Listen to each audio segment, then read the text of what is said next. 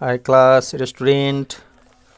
आज म प्रश्न नम्बर 4 को भएर आज 5 मा गर्छु। अब हाम्रो प्रश्न नम्बर 5 हाम्रो प्रश्न नम्बर 4 सम्म कम्प्लिट भइसकेको छ। तपाईहरुले प्रश्न नम्बर 4 सम्मको भिडियोहरु प्लेलिस्टमा अथवा भिडियो लिस्टमा गएर हेर्नु होला। सबै भिडियोहरु हाम्रो के त प्लेलिस्टमा अरेन्ज गरेर राखिएको हुन्छ। प्रश्न नम्बर 5 मा हाम्रो रहेको छ The distance between the points P 1, 3 and Q x, 7 is 5 unit. यहाँ हेर्नुस् P र Q को डिस्टेन्स है, पोइन्ट P र Q को डिस्टेन्स कति दिएको छ त 5 युनिट दिएको छ। Find the value of x र x को भ्यालु कति हुन्छ त्यो निकाल्ने भनेको छ। सो यसलाई हामी यसो गरौँ।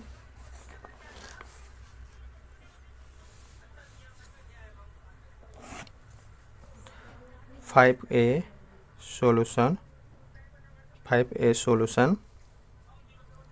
given points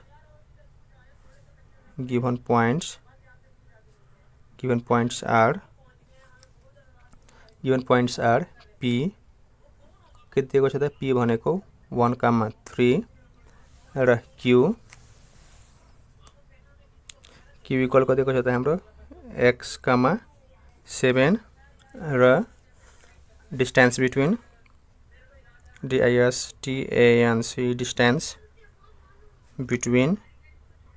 distance between AB equal to कति युनिट दिएको छ त डिस्टेन्स बिट्विन यो PQ छ है, PQ डिस्टेन्स बिट्विन PQ को डिस्टेन्स कति दिएको छ त 5 युनिट डिस्टेन्स बिट्विन कति दिएको छ त PQ को 5 युनिट। नाउ अब हामीले के निकाल्यौ त the distance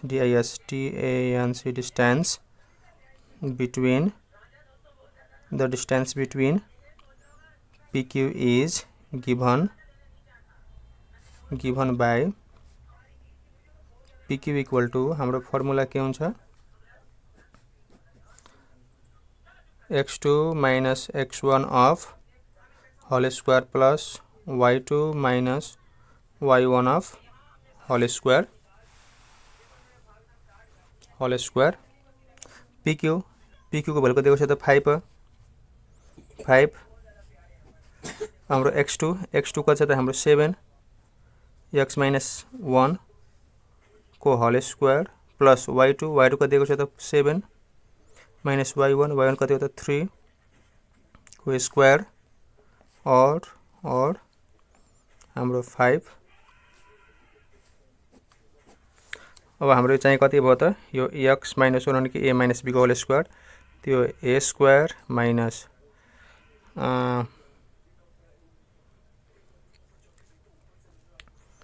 a square minus 2a भनेको x, b भनेको 1 प्लस b स्क्वायर भनेपछि 1 को स्क्वायर प्लस 7 बाट 3 घट्छ त 4 को स्क्वायर और 5। यसलाई तपाईले के त a माइनस b को होल स्क्वायर को फर्मुला पुट गर्नु होला अनि चाहिँ कति हुन्छ त हाम्रो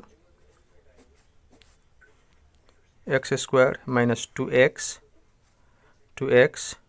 प्लस 1 को स्क्वायर 1 प्लस 4 को स्क्वायर 16 यता गर्छु म और 5 equal to x square minus 2x को 2x अनि 1 प्लस 16 कति हुन्छ त 17। अब हामीले के गरौँ त अब स्क्वायरिङ गरौँ, दुवैतिर स्क्वायरिङ गरौँ। स्क्वायरिङ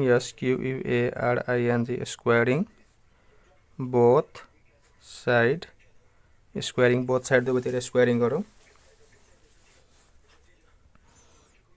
यसलाई हामीले स्क्वायर गर्दाखेरि 5 को स्क्वायर कति हुन्छ 25 र यसलाई हामीले स्क्वायर गर्यो भने के हुन्छ भन्दाखेरि स्क्वायरिङ यस्तो स्क्वायर गर्यो भने के हुन्छ हाम्रो यो रुट हट्छ अनि के बाँकी हुन्छ x square minus 2x plus 17। त्यसपछि हामीले अब के गरौँ भन्दाखेरि और यो x square minus 2x plus 17 अब 25 लाई हामीले उतातिर पठायो भने के हुन्छ माइनस 25 इज इक्वल टु 0। यता के बाँकी भने 0, मैले यतातिर 0 लेखिदिएको और अब x स्क्वायर माइनस 2x अब हाम्रो 25 बाट 17 घट्छ त कति हुन्छ 8। 8 माइनस 8 इज इक्वल टू 0 और एक्स स्क्वायर। अब फेरि हामीलाई चाहिँ के त यहाँ कस्तो चाहन्छ भन्दाखेरि हाम्रो मल्टिप्लाई गरेर 8 हुनु पर्यो र घटेर चाहिँ कति हुनु पर्यो त हाम्रो 2 हुनु पर्यो। त 4 2 जा 8 4 2 जा 8 हाम्रो के त एक्स कति त 4 माइनस 2 4 2 जा 8 4 बाट 2 घट्छ 2 माइनस 8 इक्वल टू 0 और x square minus 4x minus minus plus 2x minus 8 is equal to 0 is equal to 0 is equal to 0 और हाम्रो यसमा कमन के आउँछ त x कमन आयो भने x माइनस 4 प्लस यसमा कमन कति आउँछ 2 कमन आउँछ 2 कमन आयो भने x माइनस प्लस माइनस 2 4 जा 8 is equal to 0 is equal to 0 और अब हाम्रो x माइनस 4 बाट एउटा x माइनस 4 और हाम्रो x plus 2 is equal to 0 either हामी गरौँ अब आइदर और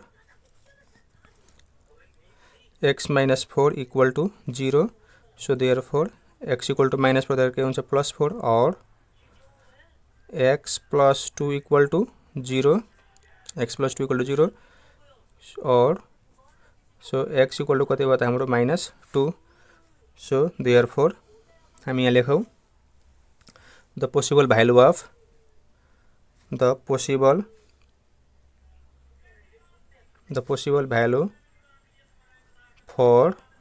भ्यालु फर x आर हाम्रो x को भ्यालु के आयो त minus 2 4 answer. So class 8 students हाम्रो यो क्वेसन नम्बर 5 को कम्प्लिट भएको छ। तपाईहरुले अहिलेसम्म च्यानललाई सब्स्क्राइब गर्नु भएको छैन प्लिज च्यानललाई सब्स्क्राइब गर्नु होला र भिडियो कस्तो लाग्छ भिडियोलाई पनि शेयर गर्नु होला। हस्त धन्यवाद थ्यांक्स फर वाचिङ। त्यस्तै अब हाम्रो प्रश्न नम्बर बी रहेको छ 5 को बी 5 को बी मा पनि हामीले त्यस्तै गर्नुपर्ने हुन्छ। हामीले दिएको छ the distance between point A and B 5 minute दिएको छ find the value of A भनेको छ। सो हामी फेरि त्यसरी लेखौँ 5 को B solution 5b solution given points are a कति दिएको छ त हाम्रो a, 2 and b कति दिएको छ त हाम्रो 2, minus 2 दिएको छ। the distance the distance between AB को डिस्टेंस कति दिएको छ त हाम्रो 5 युनिट हो भनेको छ find the possible value of A। Now हामीले फेरि त्यस्तै गरौँ the distance the distance between AB is given by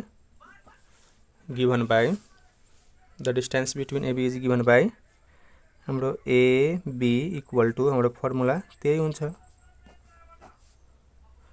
x2 minus x1 of whole square plus y2 minus y1 of whole square। त्यस्तै हाम्रो अब AB को भ्यालु कति दिएको छ त 5 युनिट 5 इक्वल टू x2 भनेको छ त हाम्रो 2 x1 भनेको 0 हैन है यो a छ है यो a हो a को स्क्वायर त्यस्तै हाम्रो प्लस y2 कति छ त हाम्रो y2 minus 2 y1 भनेको -2 को square y2 minus y1 y2 भनेको -2 y1 भनेको के त 2 minus 2 और और 5 इक्वल टू यसलाई फेरि अब के त ए स्क्वायर ए माइनस बी को होल स्क्वायर त ए स्क्वायर भनेपछि 2 को स्क्वायर माइनस 2 ए भनेको 2 बी भनेको ए प्लस बी स्क्वायर भनेपछि ए को स्क्वायर प्लस -2 -4 को स्क्वायर और 5 2 को स्क्वायर कति हुन्छ 4 2 2 जा 4a plus a square plus -4 को स्क्वायर कति हुन्छ 16 और 5 equal to 4 minus 4a plus a square यसलाई हामी जोड्दियौँ त ल 16 र 4 कति हुन्छ 20 यसलाई 20 लेख्दिउँ ल 20 अनि ए स्क्वायर और फेरि हामीले चाहिँ के गर्नुपर्ने हुन्छ त्यहाँ स्क्वायरिङ गर्नुपर्ने हुन्छ squaring SQUARING squaring both side हामी दुवै साइड स्क्वायरिङ गर्यो भने 5 को स्क्वायर अनि यो 20 minus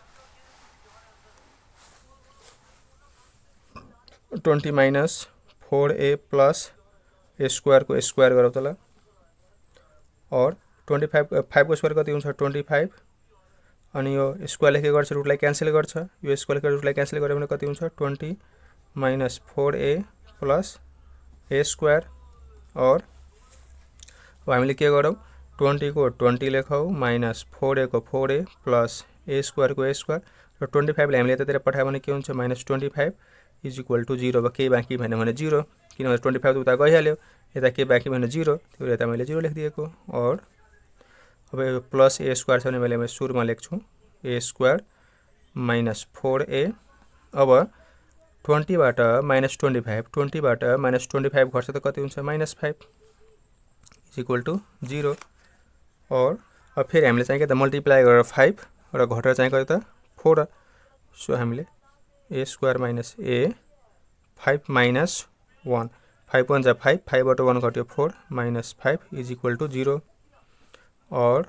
A square a into 5a minus minus plus 1 into a minus 5 is equal to 0 और अब कमन के आउँछ यसमा कमन हाम्रो के आउँछ ए स्क्वायर ए मा ए कमन सो ए माइनस 5 प्लस ए र ए माइनस 5 के कमन आएन भने 1 ए माइनस 5 इज इक्वल टू 0 और ए माइनस 5 हाम्रो एउटा ए माइनस 5 और कमन चाहिँ के त ए plus 1 is equal to 0 either